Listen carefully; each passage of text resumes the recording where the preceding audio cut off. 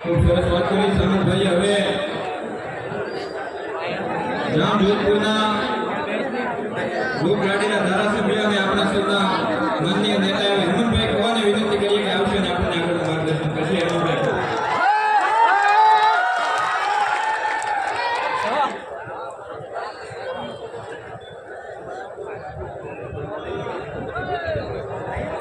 બોલો ભારત માતા કી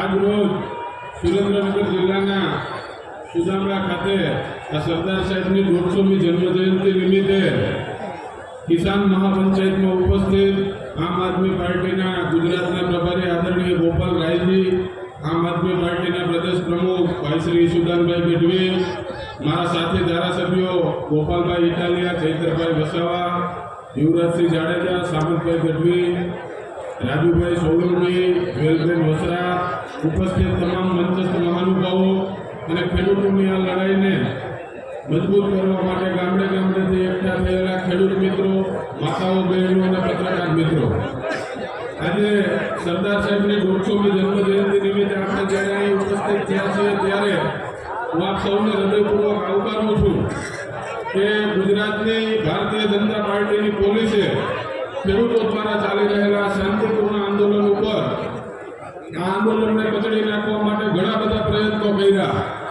હળદર ગામમાં આપણા નિર્દોષ ભાઈઓ ઉપર લાઠીઓ છોડવામાં આવી, ટીયર ગેસના સેલ છોડ્યા અને એટલાથી પણ એને સંતોષ ના થયો તો નિર્દોષ 85 જેટલા ખેડૂતોને એને જેલમાં પૂરવાનું કામ કર્યું.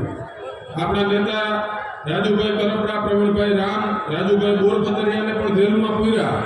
પરંતુ આ ક્રાંતિની મશાલને આગળ લઈ જવા માટે આપ સૌ આજે જે વિશાળ સંખ્યામાં ઉપસ્થિત છો, આ તકે હું આપ સૌને નતમસ્તક વંદન કરું છું. મિત્રો, આપણે સૌ જાણીએ છીએ કે જે આંદોલન છે એ એકતાથી ચાલતું હોય એ આંદોલનને કોઈ કચડી શકતા નથી.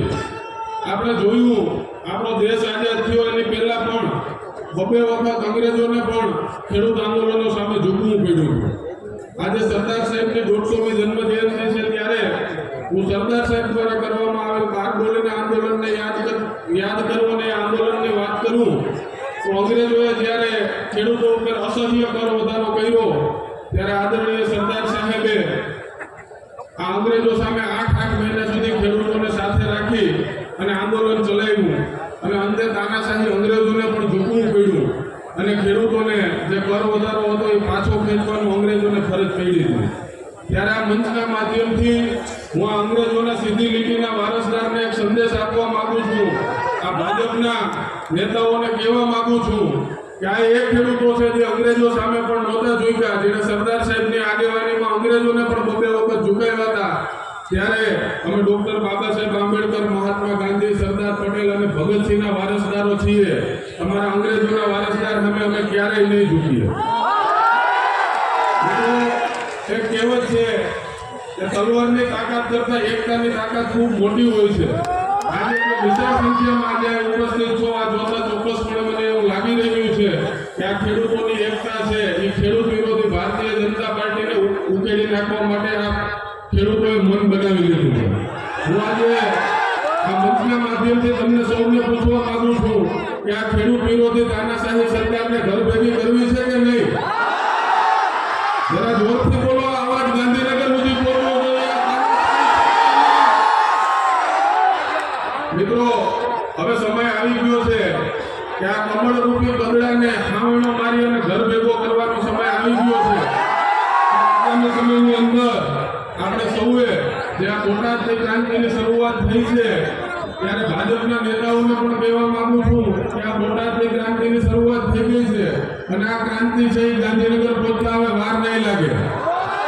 ટૂંક સમયની અંદર ગાંધીનગરની અંદર પણ તમને ખેડૂત એકતાના દર્શન થશે. ત્યારે ફરીથી હું એક સૂત્ર સાથે મારી વાત પૂરી કરીશ અને ભાજપના નેતાઓ કાન ખોલીને સાંભળી લઈએ કે અમે અંગ્રેજો સામે નહોતા ઝૂક્યા તો તમારામાં એ તાકાત નથી કે ખેડૂત એકતાને તમે તોડી શકો. આપણે સૌએ એક વાત જોઈ, આ આંદોલનની અંદર ખેડૂતોએ જે એકતા બતાવી, આપણે એ વાતના સાક્ષી છીએ કે જે ખેડૂત ભાઈઓ જેલમાં છે એના ઘરે બીજા ખેડૂતો પોતાનું કામ મૂકીને ખેડૂતોનું કામ કરતા હતા. દિવાળીનો પર્વ ગયો ત્યારે પોતાના બાળકોને એમને એમ છોડી અને જે ખેડૂતો જેલમાં છે એમના ઘરે જઈને ખેડૂતોએ દિવાળી બનાવી. આ વાત એ વાતની સાબિતી છે કે 2027ની અંદર ખેડૂતના હિતની સરકાર, ખેડૂતના દરેક પ્રશ્નનું નિરાકરણ લઈ આવનારી આમ આદમી પાર્ટીની સરકાર 2027માં આવે છે. ત્યારે ભાજપને ફરીથી કહું છું કે જબ તક તોડેંગે નહીં તબ તક છોડેંગે નહીં. ભારત માતા કી જય. ડોક્ટર મોઢેરિંદા અને જે તમામ મીડિયાવાળા ભાઈઓને કહું છું કે તમારું ફોન પબ્લિક બાજુ ફેરવો, ખેડૂત બાજુ ફેરવો. આજે તમારું ફોન પણ ટૂંકું પડશે એટલે દરેક જગ્યાએ માત્ર ખેડૂત જ ખેડૂત દેખાય છે.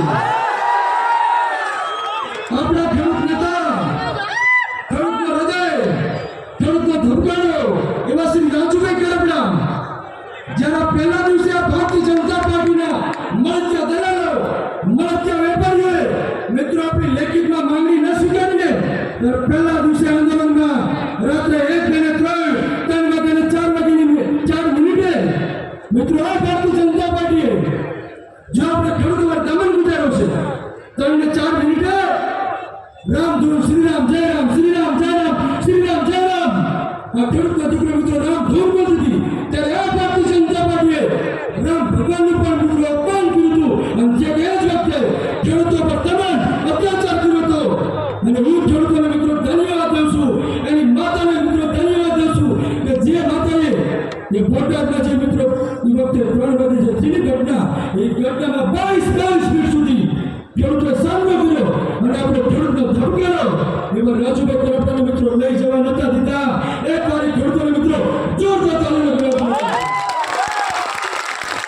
અને બીજી વાત કે 3 ને 32 મિનિટે જ્યારે કોઈ ઇન્ટરનેશનલ મીડિયા ન પહોંચે ત્યારે મારા નાના બેન એવા કાજલભાઈ સુવા BSN મિત્રો રાત્રે 3 ને 32 મિનિટે જે આપણી દીકરી તમામ મીડિયાને શરમાવે ને એવી BS9 ના એવા કાજલબેન ઉયોજાને મિત્રો હેરથી જોરદાર તેના સાથે હું આપણા સંગઠન મહામંત્રી શ્રી મનોજભાઈ સોરઠિયાને નમ્ર વિનંતી કરું કે આપણી મહા પંચાયતની લીધે હુંકાર કરશે શ્રી મનોજભાઈ સોરઠિયા.